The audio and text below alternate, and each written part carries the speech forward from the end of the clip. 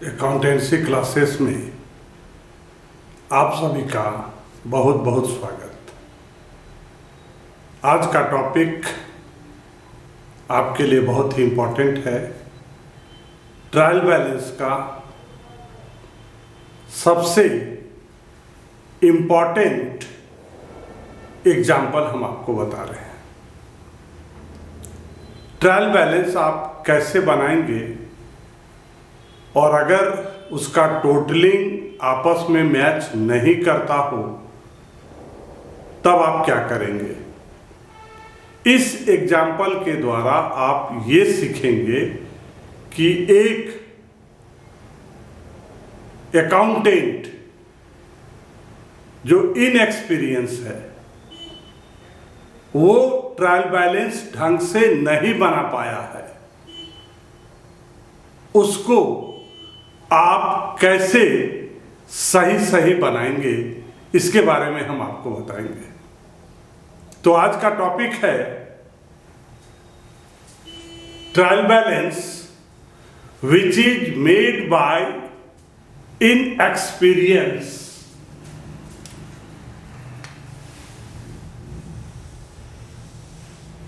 Inexperience accountant. आपको वैसे trial balance को ठीक करना है। Here is example number 3.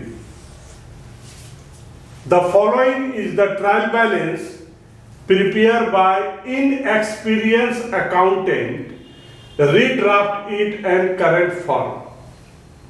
इसको आपको करेक्ट फॉर्म में बनाना है। जब भी आप ट्रायल बैलेंस बनाते हो तो एक बात हमेशा ध्यान रखना है। सबसे पहले हम उसका फॉर्मेट बनाएंगे। उसमें 4 कॉलम होता है, particular, LF, debit balance and credit balance. 4 column उसमें होता है। और आपके पास जो भी इनएक्सपीरियंस अकाउंटेंट के द्वारा जो ट्रायल बैलेंस बनाया गया है, इसमें से जितने भी अकाउंट हैं सबसे पहले हम इसको कॉपी करेंगे।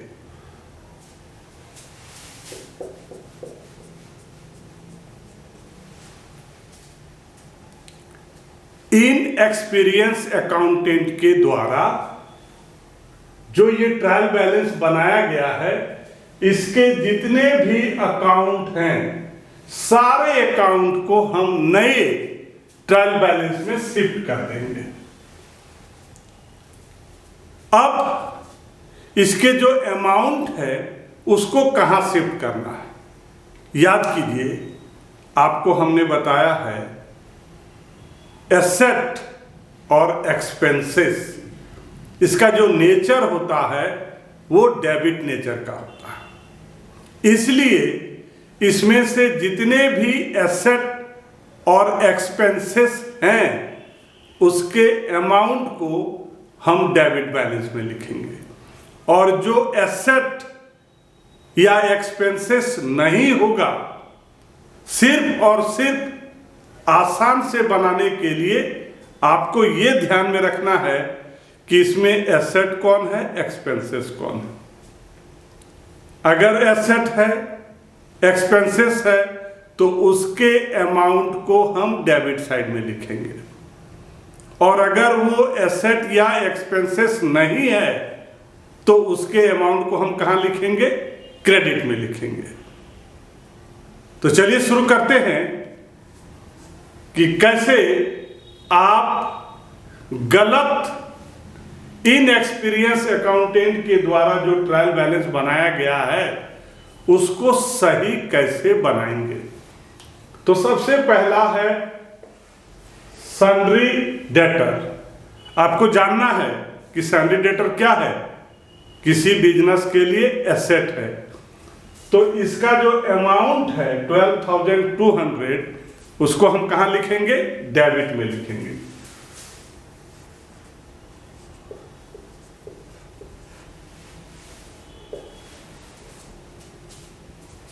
नेक्स्ट सन्ड्री क्रेडिटर, अमाउंट है 9200।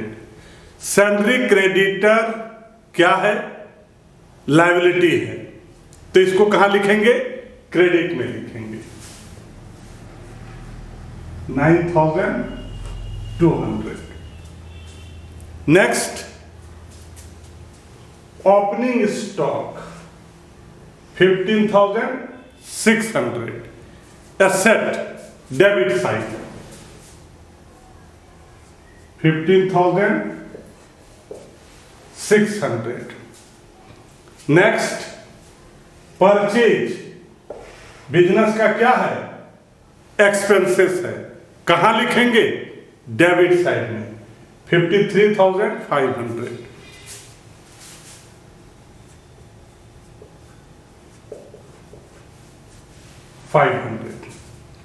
Next, purchase return. Purchase return में परचेज आपका क्या हो जाता है? डिक्रीज हो जाता है। तो जब परचेज डेबिट में लिखेंगे, इसका मतलब परचेज रिटर्न को कहां लिखेंगे? क्रेडिट में लिखेंगे। अमाउंट क्या है? 2100।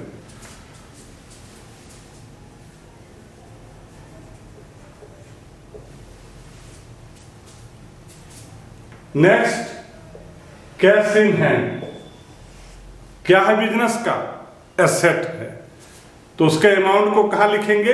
डेबिट में लिखेंगे।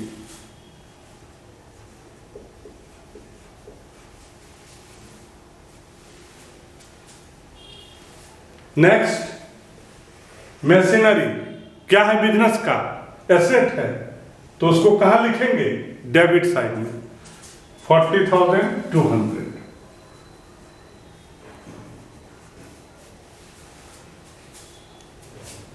गुडविल बिजनेस का क्या है? एसेट है, 10,000। कहां लिखेंगे? डेबिट साइड में।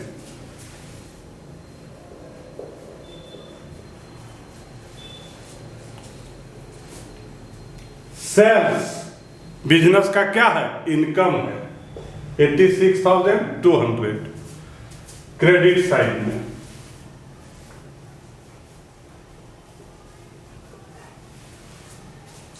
Sales return 7,800।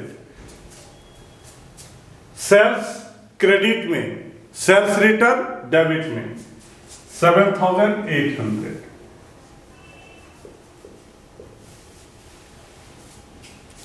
एक बात ध्यान रखिएगा, जब भी आपका ऐसा क्वेश्चन ट्रायल बैलेंस का हो जिसमें रीड्राफ्ट की बात होती है, अमाउंट कहां है यहां नहीं देखना है, फिर आप नहीं बना पाओगे। सिर्फ आपको यह ध्यान रखना है कि ये जो नेम ऑफ अकाउंट है वो क्या है, इसका अमाउंट डेबिट में है, क्रेडिट में, उसने गलत किया सही किया, इससे आपको कोई मतलब नहीं है। आपको सिर्फ और सिर्फ ध्यान रखना है नेम ऑफ अकाउंट और अमाउंट, और आपको डिसाइड करना है कि अगर वो एसेट है तो डेबिट में लिखना है, लायबिलिटी है तो क्रेडिट में लिखना है। ये आपको जानना है। इसका अमाउंट डेबिट में है, क्रेडिट में है, अकाउंटेंट ने क्या गलत किया, ये जज आपको नहीं करना है। आपको सिर्फ और सिर्फ ये ध्यान रखना है कि अगर एसेट और एक्सपेंसेस है तो डेबिट में अमाउंट लिखना है, और बाकी को कहां लिखना है? अमाउंट क्रेडिट में लिखना है। Loan from Ram, loan from Ram, loan from Ram, this is the liability. हमने आपको क्या कहा है? आपको याद रखना है एसेट और एक्सपेंसेस। क्या वो एसेट है, क्या वो एक्सपेंसेस है? अगर आपका जवाब हाँ है तो उसका अमाउंट डेबिट में लिखना है। लोन फ्रॉम राम, ना तो ये एसेट है ना ही एक्सपेंसेस है, इसलिए इसके अमाउंट को डेबिट में नहीं लिखेंगे। कहाँ लिखेंगे? क्रेडिट में लिखेंगे। 20,000।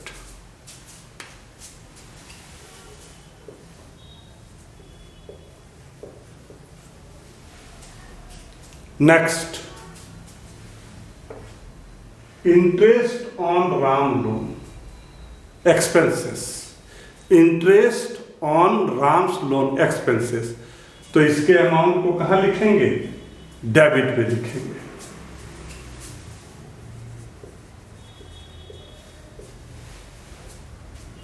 नेक्स्ट, बिल रिसीवेबल, ये बिजनेस का क्या है? एसेट है, 6400। जो भी एसेट होगा उसको डेबिट में लिखेंगे। कैपिटल, कैपिटल इसका नेचर क्या होता है? क्रेडिट होता है, इसलिए इसके अमाउंट को क्रेडिट में लिखेंगे, 57,000।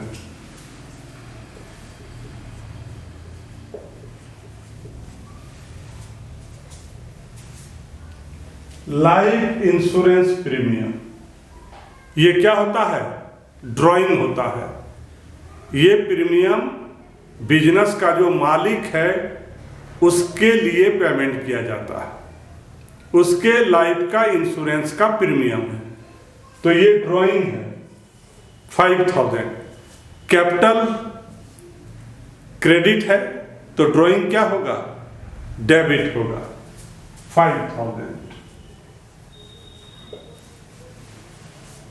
ड्राइंग से कैपिटल क्या हो जाता है? रिड्यूस हो जाता है।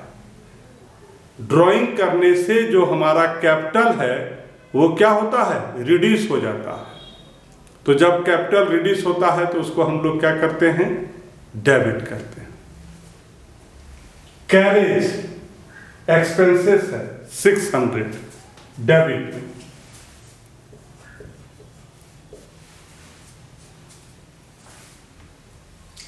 एडवर्टीजमेंट एक्सपेंसेस है, अमाउंट कहां लिखेंगे? डेबिट में।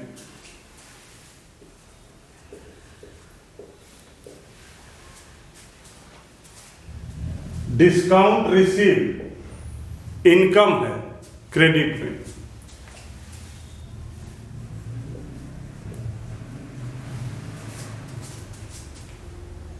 इन्वेस्टमेंट बिजनेस के लिए क्या है? एसेट है, अमाउंट क्या है? 8000। इन्वेस्टमेंट एसेट है, अमाउंट को हम लिखेंगे डेबिट साइड में। Next, interest on investment, income है बिजनेस के लिए, अमाउंट है 800, इनकम को क्रेडिट साइड में 800।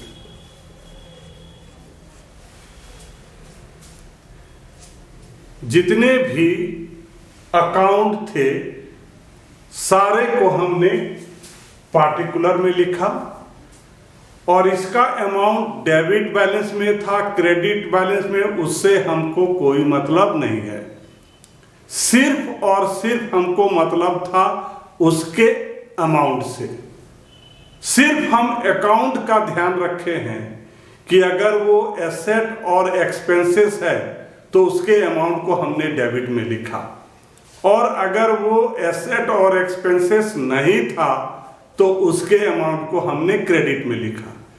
इन एक्सपीरियंस अकाउंटेंट के द्वारा अमाउंट सही लिखा गलत लिखा ये हमने ध्यान नहीं दिया। हमने काम क्या किया? अकाउंट के अनुसार हमने डिसाइड किया कि किसको डेबिट में लिखना चाहिए और किसको क्रेडिट में। अब हम क्या करेंगे? टोटल करेंगे, डेबिट का भी और क्रेडिट का भी। तो जब हम क्रेडिट का टोटल करते हैं तो अमाउंट आया 176,800, और डेबिट का जब हमने किया टोटलिंग तो आया 1,75,800। तो यहां पर क्या है, दोनों में से जो ग्रेटर अमाउंट है वही हम दोनों जगह लिखेंगे। तो दोनों में ग्रेटर कौन है? 176,800, 176,800।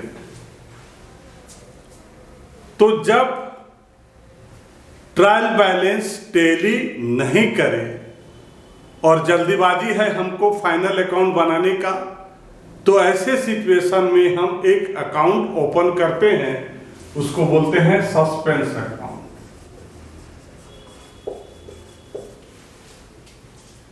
और अमाउंट को हम वहीं प्लेस करेंगे जिस साइड में आपकी डेफिशिएंसी आएगी। तो जब हम टोटलिंग किए डेबिट बैलेंस का और क्रेडिट बैलेंस का, तो हमने क्या पाया कि ये जो डेबिट बैलेंस का अमाउंट है क्रेडिट बैलेंस के अमाउंट से, टोटलिंग से 1000 कम है। तो जितना कम है, अगर डेबिट बैलेंस में कम है तो इसको डेबिट में लिखेंगे, और अगर क्रेडिट बैलेंस में कम होता तो उसको हम क्रेडिट बैलेंस में लिखते। यहां पर डेबिट बैलेंस में 1000 का डेफिशिएंसी था, तो हमने यहां पर अकाउंट ओपन कर दिया सस्पेंस अकाउंट, और डेबिट में डेफिशिएंसी था इसलिए हमने डेबिट में लिखा 1000।